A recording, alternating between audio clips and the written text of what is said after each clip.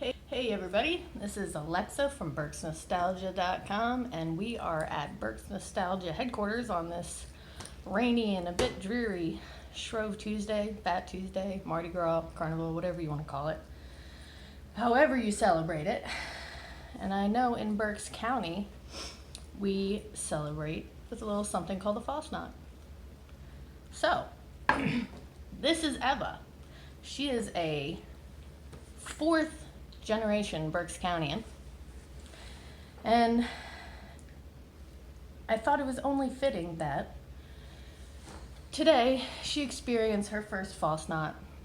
Eva is 16 months old. Last year she was a little bit too little to be eating a Fasnacht, so today, figured today's the day. She said she was ready, so let's see how this goes.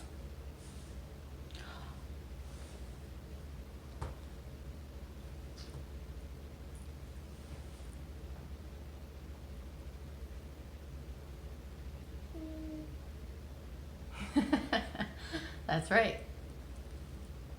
So there's plenty of places around Berks County to get Fasnachts. I know a big one is the Historical District in Reading has a big Fasnacht bake. Church congregations, I'm sure, do it as well. And then any grocery store, basically, you can go in and grab a Fasnacht. So they're everywhere today. You can't miss them. Hopefully you've had one or are going to have one soon. Fasnacht is the traditionally Pennsylvania Dutch version of Fat Tuesday. It's basically you gorge yourself with all the fat that you had stored, and obviously tomorrow would start the fasting of Lent. So the idea was to indulge before you go without.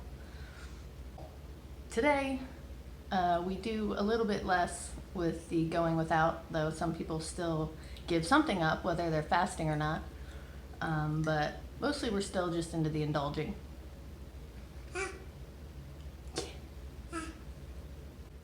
So, since Pennsylvania Dutch farm families were typically quite large, the Hausfrau or housewife would get up very early in the morning and begin to fry the raised Fasnachts in our warm kitchen. And the aroma of these would typically wake up the rest of the household. And the smarter family members would get up, so they would be up in time to eat some Fasnachts. And it was tradition that the last family member up on the morning of Shrove Tuesday would be called Fasnacht all day. They would be kidded all day for being late for the wonderful Fasnacht breakfast. Also, tomorrow being Ash Wednesday, the last family member up that morning would be called Ashapuddle, and their chore for the day would be to carry the ashes in the stoves and ovens outside to the ash pile. Fasnachts are a winter staple of a Pennsylvania Dutch housewife and could be eaten long past Ash Wednesday, even though they are originally fried in pork lard. Shrove Tuesday Fasnacht baking was a way of life in which the Pennsylvania Dutch people celebrated its ethnicity, more so than going to church. It was a folk life practice that was much more personal. Today, there's large corporations who mass make Fasnachts, obviously, but if you talk to anyone who knows anything about a Fasnacht, they'll say the homemade, small batches are no doubt going to be the best. So tomorrow is the beginning of Lent. Are you going without anything this year? Are you fasting? Do you practice it? Or you just like to eat Fasnachts like we do? Yeah. Which leads me to my next open-ended question. What do you like to put on your Fasnacht? Eva here is eating it plain just for the sake of, not making a mess. But the big things around here are to put, no, you're not making a mess. Absolutely not. That's right.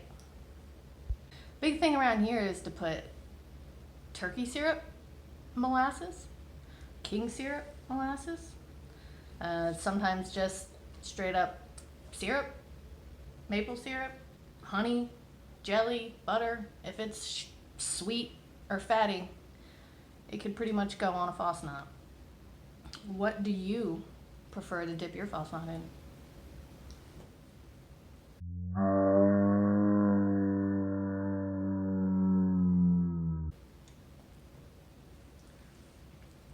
One bite at a time.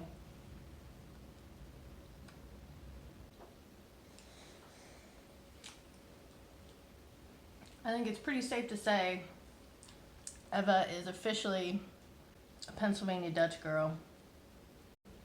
As always, thank you for watching, and for more nostalgic stuff, check out berksnostalgia.com. See ya!